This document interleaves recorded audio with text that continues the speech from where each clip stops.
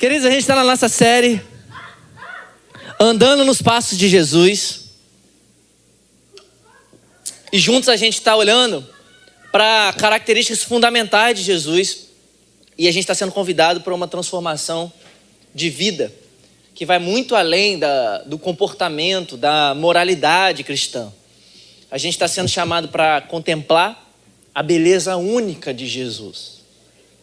Não apenas como um exemplo do que precisa ser seguido, um exemplo moral, mas como o Salvador da nossa vida. Um Salvador que nos resgatou e agora nos revela o que realmente significa ser humano. É para isso que a gente está aqui.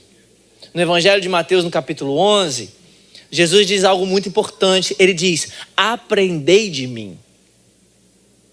E esse é um convite imperativo de Jesus. Aprendei de mim. Isso significa que Jesus é a nossa matéria fundamental do coração. É a nossa principal matéria. E no mundo saturado de versões distorcidas da fé e do cristianismo, nós vamos precisar entender que ser cristão é mais do que palavras, mais do que rótulos, mais do que uma faixa que você coloca na cabeça quando você faz um gol. Jesus é o Senhor. Ser cristão é ser conformado à imagem de Cristo Jesus pelo poder do Espírito Santo. É isso que Deus quer falar conosco. E hoje a gente vai falar um pouco sobre humildade. Como andar com humildade, assim como Jesus andou. E eu já disse aqui que existem algumas pregações mais difíceis do que as outras para se pregar. Porque muitas vezes pregações tocam na ferida do pregador que está pregando. E essa é uma delas, como muitas outras e quase todas. Mas como eu sempre digo também, e como sempre Deus faz, independentemente de quem esteja pregando, a voz de Deus, a palavra de Deus vai nos cortar por dentro. E eu espero que ela penetre no mais fundo do nosso interior, do meu e do seu também hoje. Se Jesus está dizendo, aprendei de mim, aprendam comigo, então que a gente possa responder a essa graciosa ordem de Jesus e venhamos, aprendamos da humildade de Jesus. E para isso eu quero pedir para que você abra sua Bíblia, lá na carta de Paulo aos Filipenses, no capítulo 2.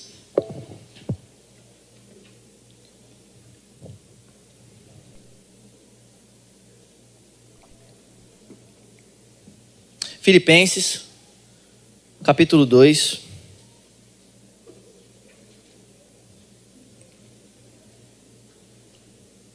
Nós vamos ler do versículo 5 ao versículo 11.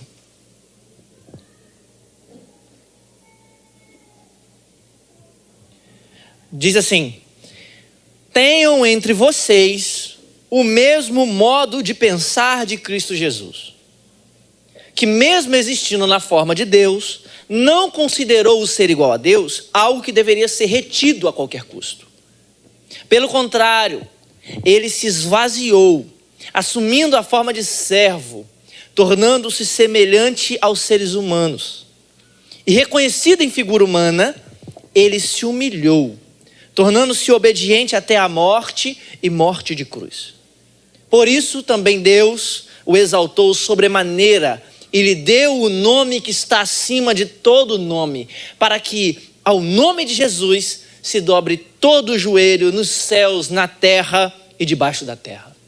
E toda língua confesse que Jesus Cristo é Senhor, para a glória de Deus Pai. No tempo de Paulo, queridos, que é Paulo que está escrevendo isso aqui, liderança era sinônimo de poder militar, de habilidade política. Liderança era algo que transmitia uma aura divina. Era só lembrar de Alexandre o Grande, que veio bem antes de Paulo, mas era considerado um verdadeiro líder. Com menos de 30 anos ele já tinha conquistado quase o mundo inteiro que existia naquela época.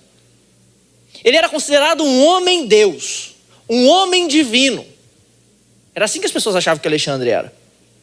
Os líderes naquele tempo de Paulo, as pessoas influentes naquele tempo de Paulo, os poderosos no tempo de Paulo, deveriam ser heróis.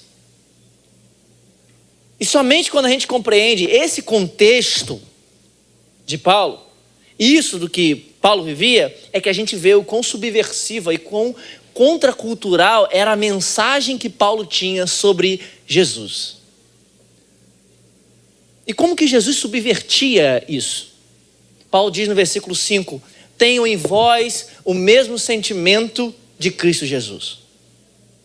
Tenham em vós o mesmo modo de pensar. Em algumas versões a gente vê sentimento, talvez na sua versão tenha isso. Em outras versões nós temos atitude. Na versão que eu li é modo de pensar. São muitas versões para essa palavra, porque ela não é tão simples assim de traduzir.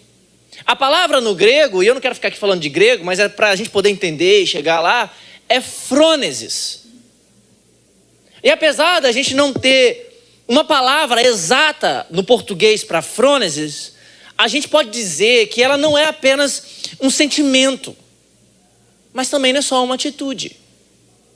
Frônesis, essa palavrinha em grego, que às vezes nas nossas traduções é sentimento, atitude, modo de pensar, etc., é a junção de uma atitude certa, de um entendimento certo e de uma vontade certa.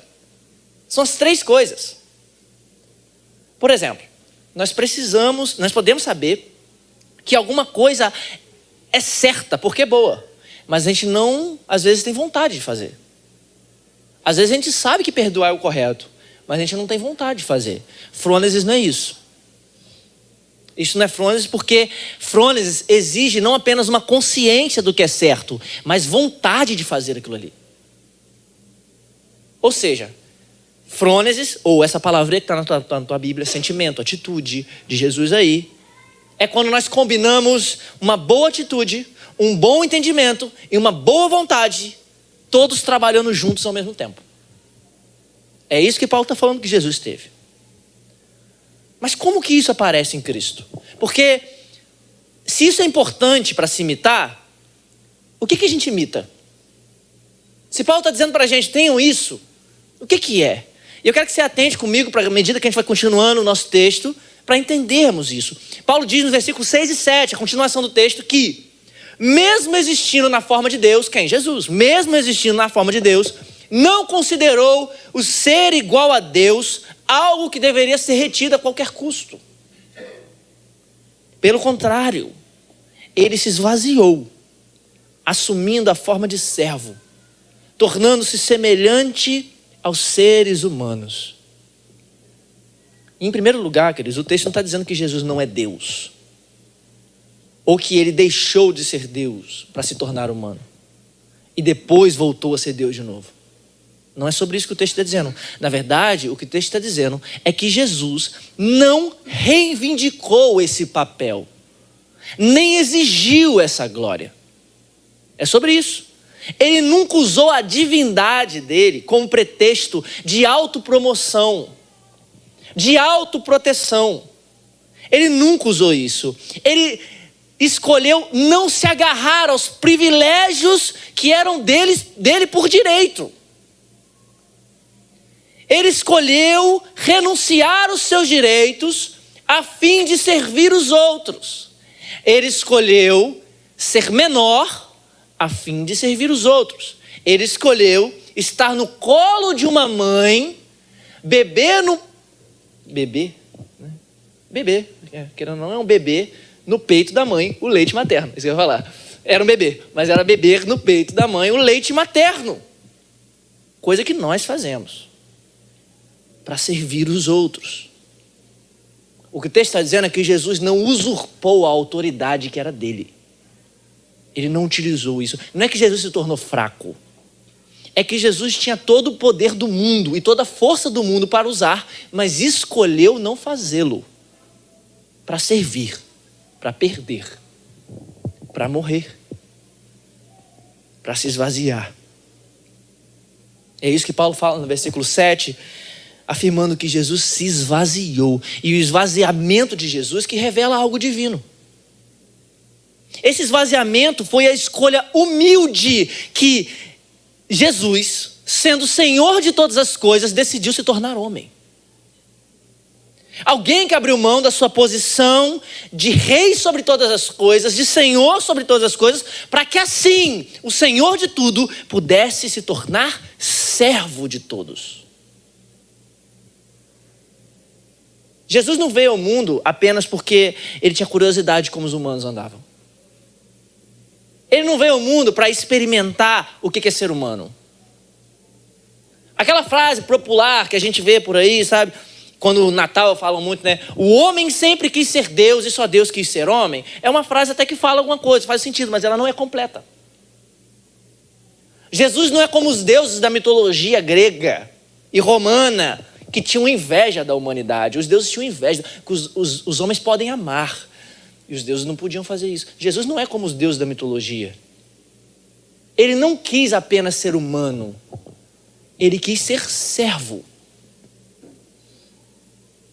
E sendo assim, Paulo diz, ele se humilhou. Ele experimentou a humilhação. E essa é a manifestação da humildade de Jesus. Esse esvaziamento não foi uma perda de poder, foi uma escolha. Foi a escolha de Jesus de se humilhar, de ser humilde. Eu não sei se você já parou para pensar nisso. O que significa isso que Paulo está dizendo? Eu estou falando daquele que sopra os ventos, que faz as nuvens tremerem, que disse hoje pela madrugada, chova sobre Campo Grande. E quando parou de chover foi quando ele diz, retenha a água novamente. É dessa pessoa que estamos falando. Eu estou falando daquele que acende os trovões, que desenha os relâmpagos, os raios, aquele que chama as estrelas pelo nome, todas elas. Aquele que formou você que está aqui me ouvindo. Cada detalhe de você, célula por célula, nervo por nervo, ele sabe exatamente quantas batidas do coração você deu hoje. Exatamente ele sabe. Ele sabe quantas vezes você respirou, porque cada respiração sua é permissão dele.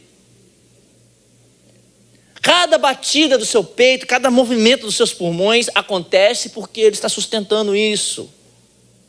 Os seus olhos estão conseguindo me ver porque ele pintou os seus olhos. Foi ele que colocou retina aí, todo dia, todo santo dia. A realidade só existe porque ele diz, aconteça. É dessa pessoa que nós estamos falando, que veio e se despojou, insígnia por insígnia, para se tornar homem e servo. É aquele que abriu mão da sua glória, deixou-a nos céus e se humilhou para vir até nós. Quando a gente olha para a vida de Jesus, a humildade dele fica ainda mais nítida. O nascimento dele numa manjedoura, não foi num hospital, não foi no Sírio-Libanês, foi numa manjedoura. O anonimato dele durante 30 anos, a invisibilidade dele. Foi voluntário isso. A retirada estratégica dele, quando queriam fazer dele rei, ele se retirava estrategicamente. Porque ele nunca gostou disso, de fama. A escolha dele por lugares solitários para orar. Constantemente o texto bíblico diz que ele procurava lugares sozinho para orar. E isso mostra uma postura que confunde a lógica do orgulho, da busca por reconhecimento, da falsa modéstia. E sem perceber, queridos, a gente acaba moldando Jesus à nossa própria imagem. A gente acaba moldando Jesus à imagem de um mundo quebrado. E a gente esquece do real Jesus. No nosso jeito de pensar, quanto mais importante a pessoa é, mais distante ela está da gente. Mais difícil é chegar até ela. Quanto mais rica a pessoa é, menos perto dos pobres ela vai estar, quando não desprezá-los. Quanto mais bonita a pessoa é, menos ela vai andar com os feios. Esse é o nosso entendimento. E assim, a gente começa a achar que Jesus, sendo tão grande, tão alto, tão glorioso, só conseguiria se aproximar de nós com repulsa. Segurando o fôlego, tapando o nariz, com nojo, desviando o olhar, ou com uma marcação de agenda com meses de antecedência. Afinal, Jesus é aquele cuja glória não cabe nem nos céus. As palavras não conseguem conter. Mas quando a gente olha para a Bíblia, a gente vê que esse Jesus tão alto, tão glorioso, é humilde. Ele não hesita em tocar nas pessoas mais sujas. Ele não hesita em andar com as pessoas piores, os esquecidos, os pecadores, os doentes. Ele não recua, ele não estica o braço com nojo. Ele não toca e sai correndo chorando igual uma criança. Ele não lava as mãos correndo depois de tocar nos leprosos, nos piores. Ele se aproxima, ele abraça, ele toca, ele ama. E é esse mesmo Jesus que diz sobre ele: eu sou manso e humilde de coração. E isso é completamente chocante para os nossos tempos. Na verdade, para qualquer tempo da história humana. Porque o homem sempre procurou poder. Mas nos nossos dias, ainda mais por causa das redes sociais, a visibilidade se tornou a medida do valor do ser humano. E o orgulho tem sido cada vez mais exaltado como uma virtude desejável. É o orgulho patriótico, é o orgulho LGBTQIA+, é o orgulho de ser essa posição política. Eu tenho orgulho de ser aquilo ali. O orgulho é exaltado agora como uma virtude. Desde a infância, a gente vai sendo incentivado a acreditar que nós somos únicos. Que a vida é sobre a gente. Que nós somos especiais. Que nós somos destinados à grandeza, a conquistar todas as coisas. Ser visto, ser notado, ser lembrado, tudo isso parece ter se tornado a régua com que nós medimos a existência. Nós procuramos, antes de tudo, sermos autênticos, conquistadores dos próprios sonhos. Está diante da gente. Por quê? Porque a gente quer deixar a nossa marca no mundo.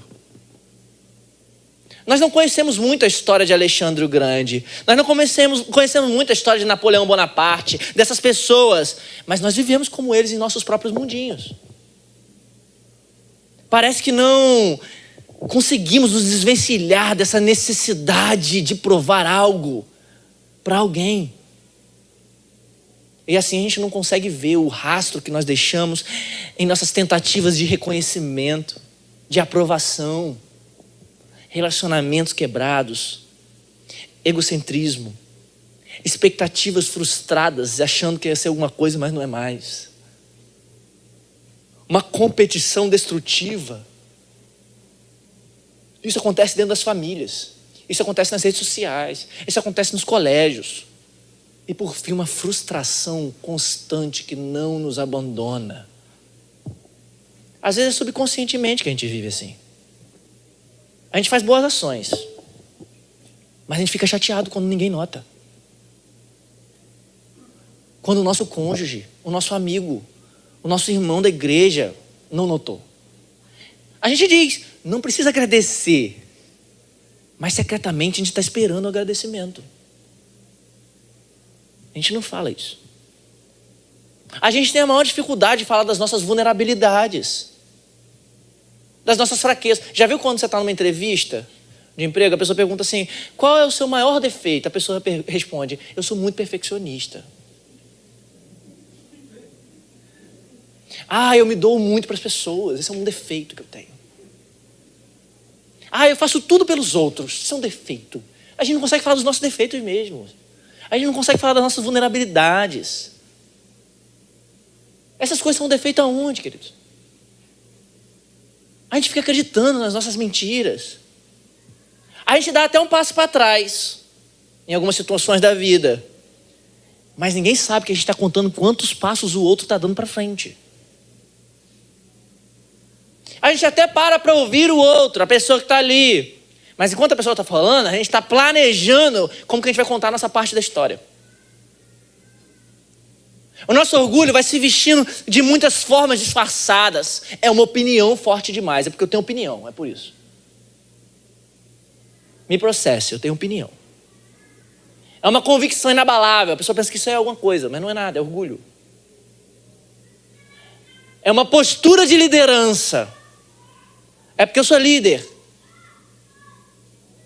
É uma defesa da verdade. Eu só estava defendendo a verdade, é por isso. Mas no fundo, queridos, é apenas orgulho.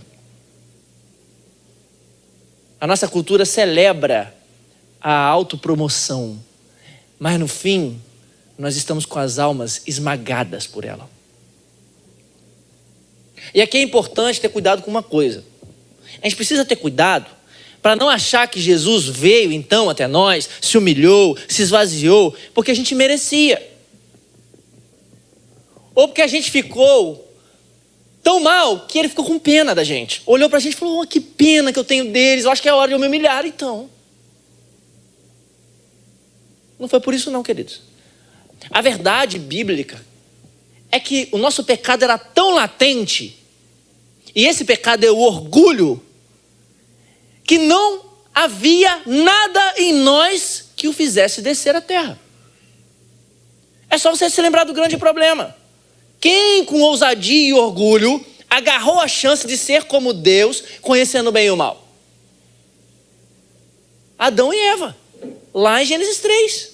E aí sabe o que a humanidade fez? Ficou copiando eles para sempre. Mas o resultado do orgulho é a queda.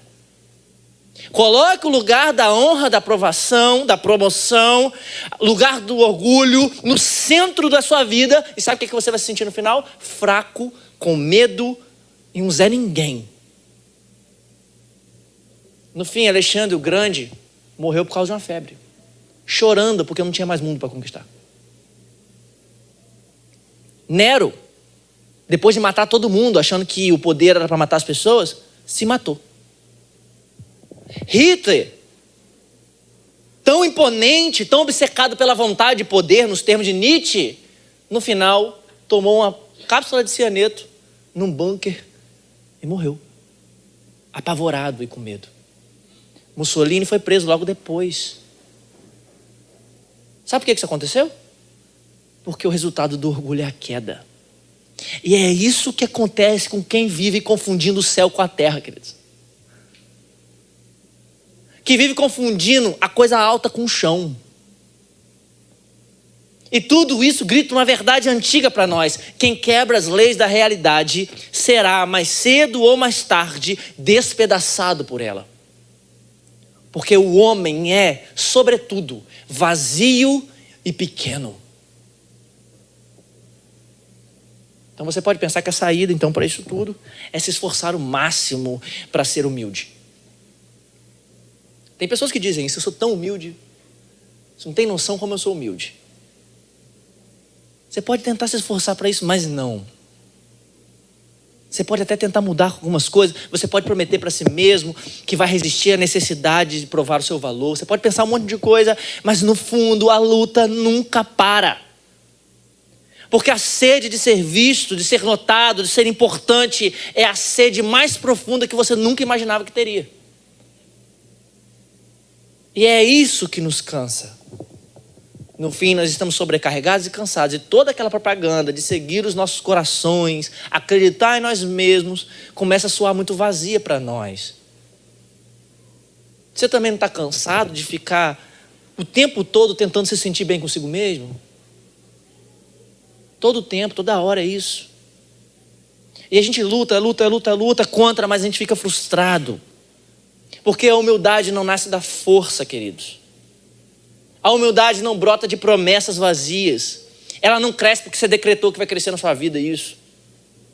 Não importa quantas frases de autoajuda você colhe no seu espelho, escreva com batom, não sei. Não importa quantos livros você leia. Não importa quantos cultos você frequente. Não importa o quanto você tente. A humildade precisa vir de um lugar superior, de uma fonte superior e externa a nós. E é assim que nós continuamos o texto bíblico, agora no versículo 8, observando o resultado então do esvaziamento e da humilhação de Jesus. Qual é o resultado? Paulo diz no versículo 8, ele se humilhou, tornando-se obediente até a morte e morte de cruz. É por isso que essa mensagem que eu estou pregando para você hoje não é sobre ser humilde para ser uma pessoa melhor. Não é sobre adquirir uma virtude para o benefício pessoal. Não é sobre isso que eu estou falando. Na verdade, é sobre como o que Jesus fez pode te transformar. A humilhação de Jesus não faz dele um exemplo moral para a humanidade. Faz dele o salvador da humanidade. O Salvador que nós precisamos em nosso orgulho. O Salvador que nós precisamos no nosso ego, inchado e inflado, sensível. É o Salvador que nossa alma grita quando nós não percebemos. Ele foi obediente e essa obediência era fruto de ser humilde. E o fruto de ser humilde resultou na cruz do Calvário, no lugar de sofrimento. E é aqui, na cruz, que está a verdadeira frônese de Cristo. Ele, que já existia antes de tudo, demonstrou um amor incomparável ao abrir mão de si mesmo e se tornar um servo humilde e ser obediente até a morte e morrer na cruz. Se é para imitarmos alguma coisa, está aqui a declaração do que significa imitar Jesus. Jesus viu a sua divindade. Você não é Deus, nem eu. Jesus é Deus.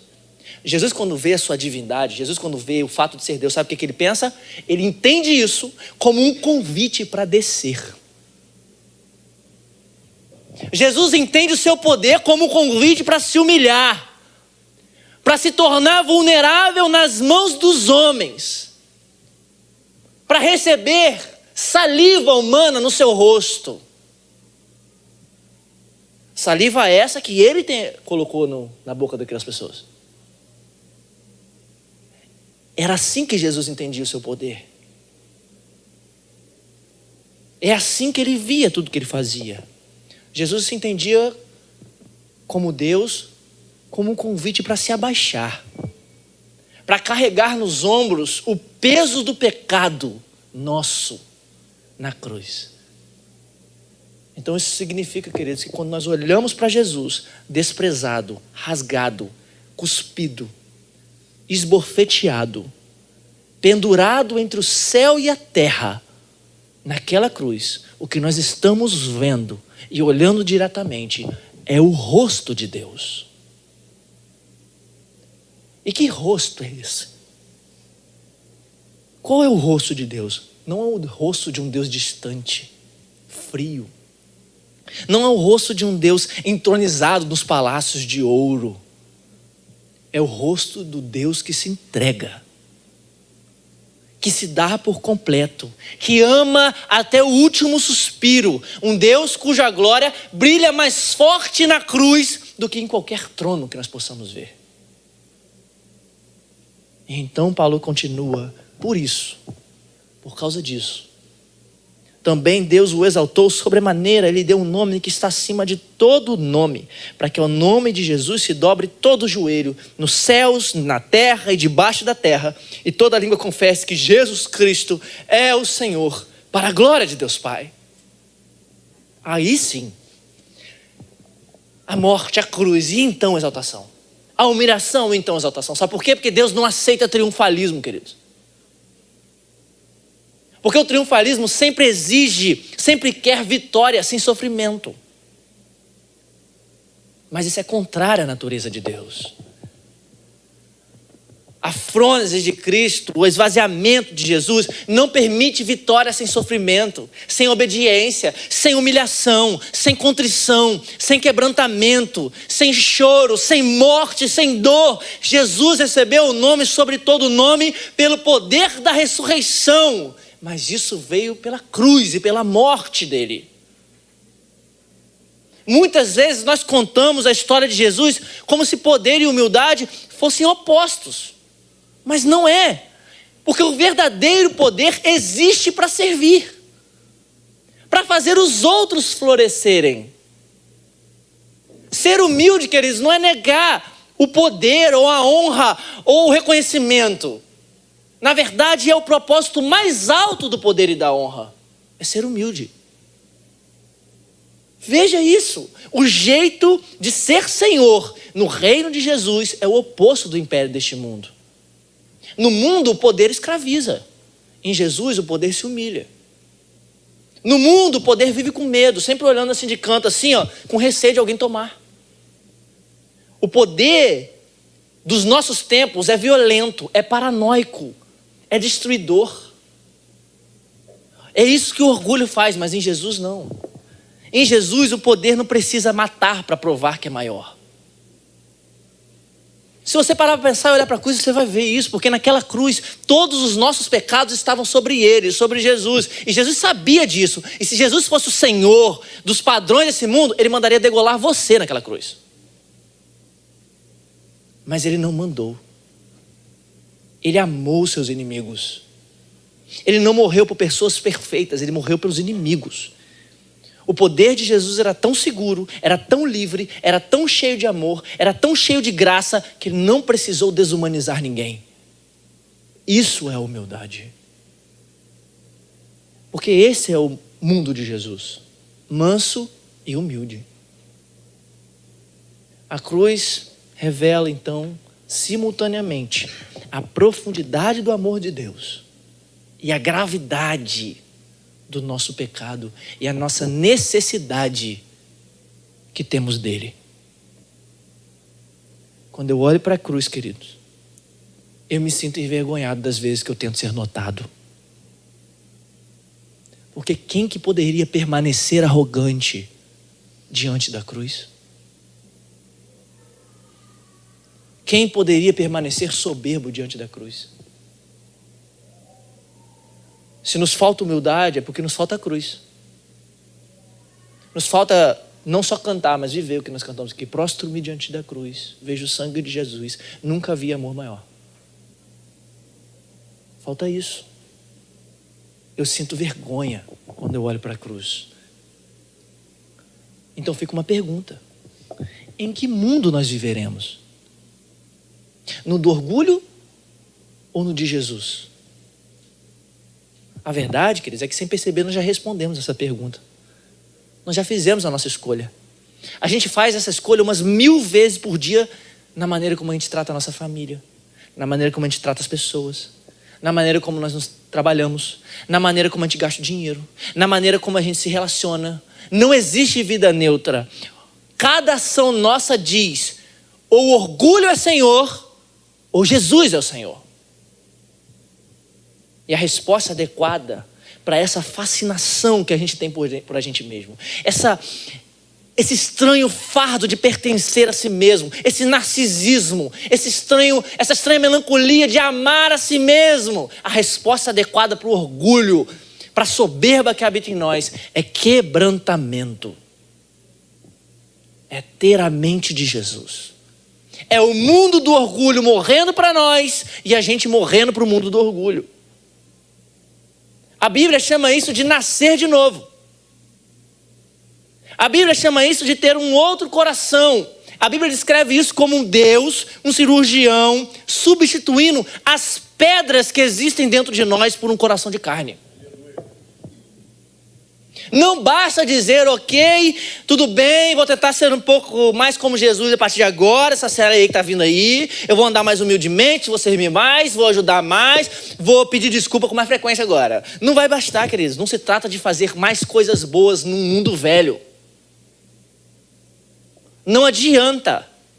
É uma questão de morrermos para o velho mundo do orgulho e renascermos com vida no mundo novo, onde Jesus está. Se trata de receber um novo coração, um coração como o de Jesus, para que então você consiga viver, respirar, florescer na nova criação em Jesus. A palavra de Deus diz, queridos, que Deus resiste aos soberbos. Há uma resistência em Deus com aqueles que centram as suas vidas em si mesmos. Tiago fala isso, resistência. E é por isso que você está cansado, é por isso que nós estamos cansados, porque nós estamos escravizados por um amor por si mesmos. Às vezes eu olho algumas pessoas e eu vejo, é desesperador, está cercado de elogios, de aplausos, de vitórias, mas lá dentro só ecoar a própria voz. Isso é desesperador. É cansativo querer mudar apenas para que a própria imagem diante das pessoas também mude. Boa parte de nós vive assim. Eu vou mudar, né, porque as pessoas estão falando isso de mim. Mas isso não vai levar você a lugar nenhum. Você só vai se encher de máscaras. mas você vai ficar no mesmo lugar, porque Deus resiste aos soberbos. E não é só uma questão de se achar muito, queridos. Você pode ter uma visão horrível sobre você,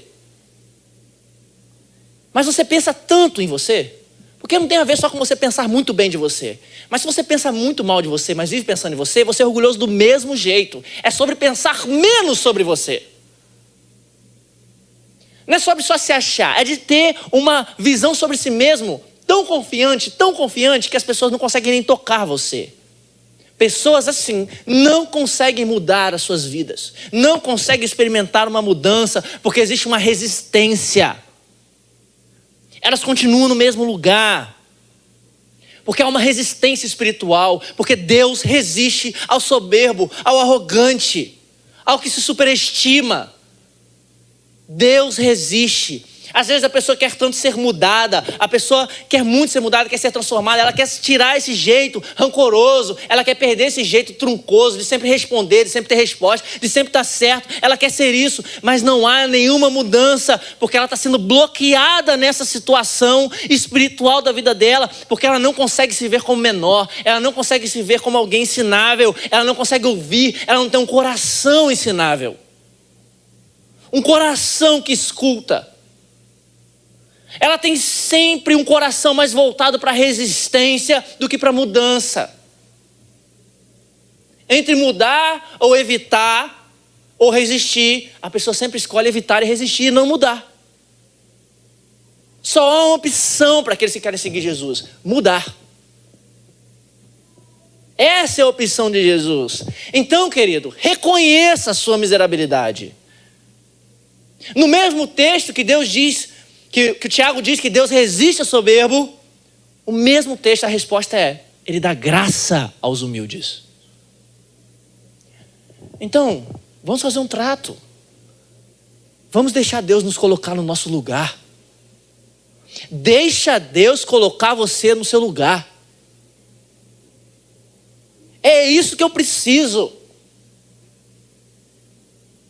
É isso que eu preciso para a minha vontade de que tudo gire ao meu redor. O orgulhoso, o soberbo, o arrogante que vive dentro de mim, dentro de você, não deve receber mais um sermão de autoajuda, queridos. Sabe o que o arrogante, o soberbo, o orgulhoso que mora dentro da gente precisa? De uma boa e velha crucificação. O Novo Testamento tem um nome para o arrogante, o soberbo, o orgulhoso que mora na gente, para o egoísta interior. O nome é velho homem. Carne. É isso que o Novo Testamento chama.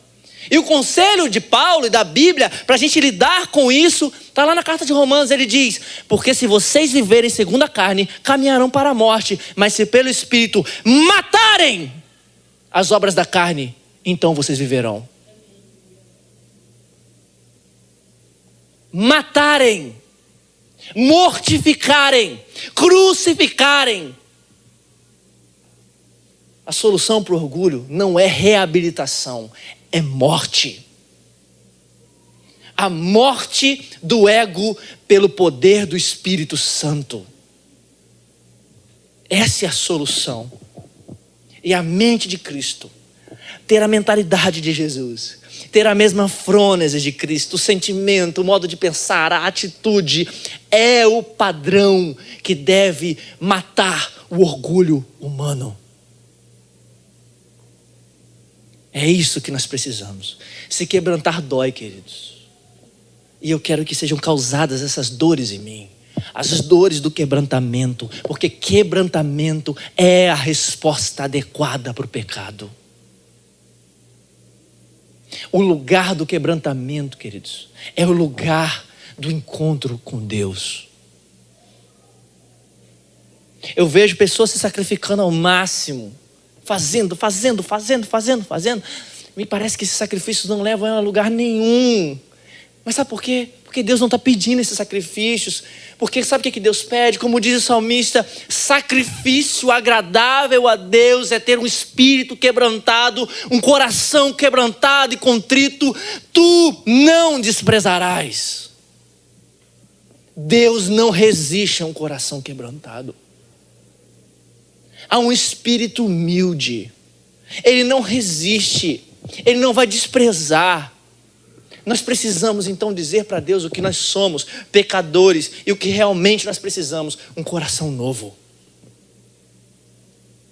Deus não consegue resistir a um coração quebrantado e contrito. Isso tem valor para Deus. Ele não consegue resistir a um coração dobrado. Um coração que está dobrado, que sempre se dobra, que sempre se quebra, que sempre se arrepende. Ele olha para isso e ele aceita. Ele dá graça aos humildes. Por isso, queridos, o caminho para a humildade não começa com sentimentos doces, com terapia, mas com uma amarga verdade. Nós não somos humildes. Nós somos orgulhosos. E o primeiro passo para alcançar isso e receber a graça de Deus é ver que humildade não é natural para nós. Que humildade não é uma questão de temperamento, mas é uma questão de coração e de conversão. É por isso que você precisa do Evangelho. Não importa se você é um cristão ou não. Não importa quanto tempo você está aqui ou não. O que você precisa é estar enraizado naquilo que Cristo fez por nós. Na encarnação de Jesus, na morte de Jesus, na ressurreição de Jesus. E é isso que gera arrependimento. E a partir disso, quando nos afastamos do pecado e entregamos a nossa vida a Ele, nós somos não apenas perdoados, mas restaurados a um relacionamento direto com Ele, o que Ele vai nos transformar à imagem dEle, e nós andaremos como Jesus andou. É por isso então que eu quero claramente te dizer que existe um convite do Senhor Jesus. Se isso faz sentido para você, porque faz para mim. Ou se você está cansado, sobrecarregado, com vergonha, com culpa, do pecado do orgulho, quer arrancar isso da sua vida. Você é uma pessoa que deixou feridas enormes em você e nas pessoas. Você usou palavras que não deveria usar com as pessoas. Você sempre falou coisas que não deveria falar. Você sempre teve uma posição que você achava que era boa. Você sempre se acha certo, sabe isso? Então, existe um convite. No início da pregação, diz que Jesus faz esse convite. Ele diz lá em Mateus capítulo 11, aprendei de mim, aprendam de mim. Mas esse texto todo é um texto famoso. Esse texto é, venham a mim, todos vocês que estão cansados e sobrecarregados, e eu vos aliviarei. Tomem sobre vocês o meu jugo e aprendam de mim. Por quê? Eu sou manso e humilde de coração, e vocês acharão descanso para as suas almas. Como eu sempre falo aqui, todos os domingos, venha para Cristo, venha para Jesus. Existe algo interessante sobre esse convite. Em todos os 4 evangelhos que retratam a vida, as palavras de Jesus, a gente vê o poder dele sobre a morte, o poder dele sobre os doentes, sobre tudo isso, mas somente em um lugar. Nós vemos Jesus abrir o coração dele para nós nas suas palavras. E quando ele faz isso, quando ele nos permite ver o âmago de quem ele é, quando ele vai expor os lugares mais profundos do seu ser, o que nós encontramos é, nas próprias palavras dele, eu sou manso e humilde de coração. Ele é manso. Então ele não é um garotinho com raiva. A postura principal de Jesus não é com os punhos fechados, mas com os braços abertos. E ele é humilde. Isso quer dizer que ele não está interessado nas exaltações, nas glórias infundadas dos seres humanos, mas na simplicidade daquilo que é considerado insignificante para todos. Em outras palavras, ele é acessível. E por ser seu próprio coração, ninguém é mais acessível do que Jesus. Então venha para Cristo e quebre o seu orgulho. Porque existem aqueles que não têm necessidade, acham que não têm necessidade de ir até Jesus. Os confiantes em si mesmos, os impenitentes, aqueles que estão agarrados às suas próprias máscaras, aqueles que acham que o mundo gira em torno deles, que as pessoas devem algo a eles. Essas pessoas não vão até Jesus. Os que acham que não precisam de médico, os orgulhosos, os soberbos, essas pessoas não vêm até Jesus. Mas para aqueles que vão, para aqueles que reconhecem os seus pecados, para aqueles que se veem, aqueles que veem as suas fragilidades, os sobrecarregados, os quebrantados de coração e arrependimento, para esses o coração de Jesus permanece inquebrável, imperturbável, aberto e acolhedor. Venha para Cristo. Só quem se humilha diante de Cristo encontra a vida verdadeira, queridos. Não ache que você não precisa de Deus, porque isso é um orgulho fatal. Olhe para Cristo humilhado naquela cruz, e aí você vai experimentar o que significa fé e arrependimento. E é assim que você vai poder experimentar um coração novo. E enfim, andar em humildade como Jesus andou. Porque a humildade é uma marca indispensável na vida de um cristão. E a forma com que a gente vai encontrar essa humildade é cada um estar focado em algo que não seja em si mesmo. Você está focado em quê? Porque não há lugar para o orgulho quando nós reconhecemos que nosso relacionamento com Deus está inteiramente fundamentado na sua graça. Então você precisa começar a pensar o quanto que você ouve. Porque o orgulhoso filtra tudo pela sua própria lente, tudo pelo que ele escuta, ele perde nuances. Ele é incapaz de mudar a perspectiva dele. Ele não aceita críticas porque dói essas críticas. Ele está sempre se promovendo. Assim é orgulhoso. O humilde não, queridos. O humilde é alguém que genuinamente se interessa pelo que os outros dizem. Nós sabemos que a gente conversou com alguém humilde, alguém que foi humilhado, alguém que realmente é humilde, não é porque ele tem pouco dinheiro. É que a gente sai daquela conversa entendendo o quanto que aquela pessoa se interessou por nós e não por ela mesma. É assim que nós conversamos com alguém humilde. Pense nisso. Pense no quanto você é grato. Porque o humilde, ele vive cada momento perguntando: quem sou eu para estar aqui? Esse não deveria ser o meu lugar, é pura graça. O humilde vive em constante maravilhamento. O humilde vê tudo como um dom, não como merecimento. Pense nisso, o quanto que você é vulnerável.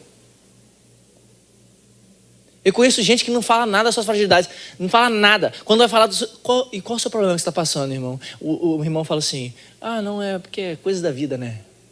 Coisas da vida, irmão. Coisas da vida todo mundo passa. Qual que é a sua vulnerabilidade? Porque o orgulhoso, ele tenta evitar a vulnerabilidade, o fracasso. Ele está sempre procurando se defender os seus direitos. Ele está sempre vendo o quanto ele não vai perder. Mas a humildade não é assim, queridos. A humildade cresce exatamente ao experimentar as vulnerabilidades. Em vez de fugir, o humilde se abre para sentir e reconhecer a própria fraqueza.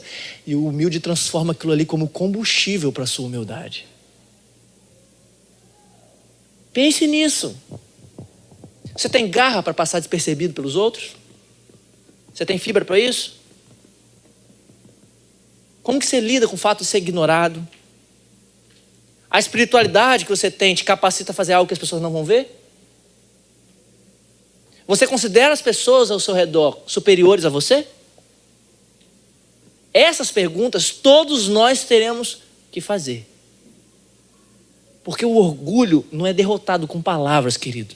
Ele é crucificado na prática da humildade invisível. Esse é o caminho de Jesus. Isso é andar nos passos de Jesus. Jesus nos chama para uma escola muito estranha.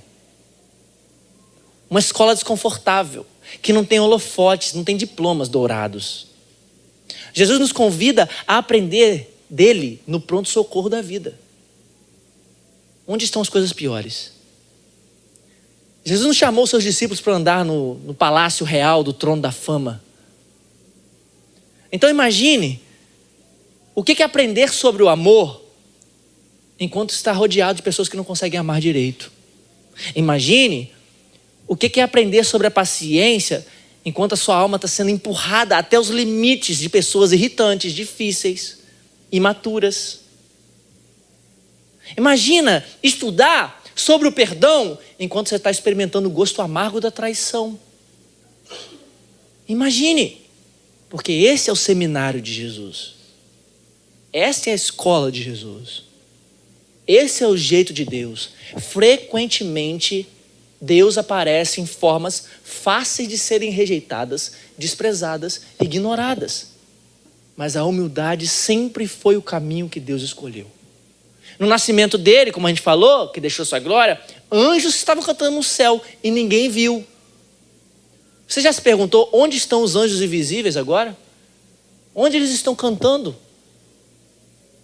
Porque com certeza isso está passando despercebido pelo radar do orgulho humano. Assim como quando ele veio. Vai passar por você também despercebido?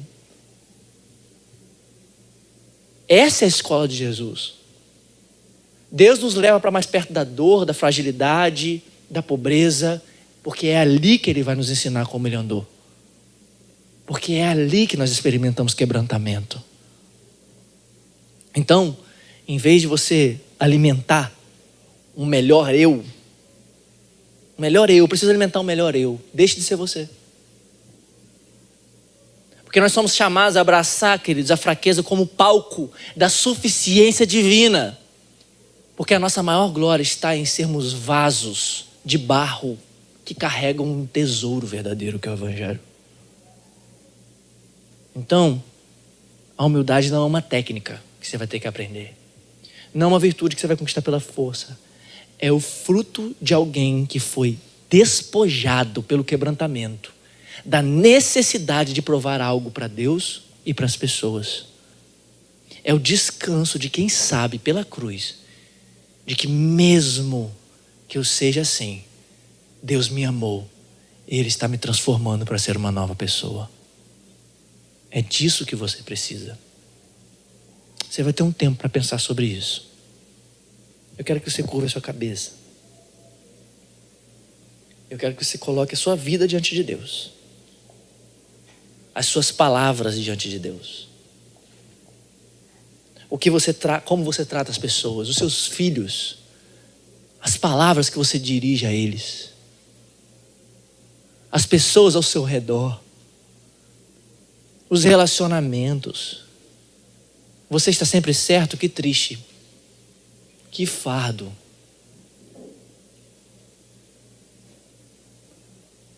Você é aquela pessoa que sempre está achando que pode ficar fora daqui, vivendo de uma forma sem imaginar?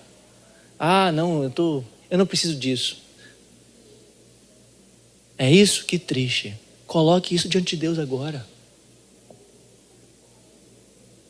Deixe Deus colocar você no seu lugar. E peça a Deus um coração quebrantado.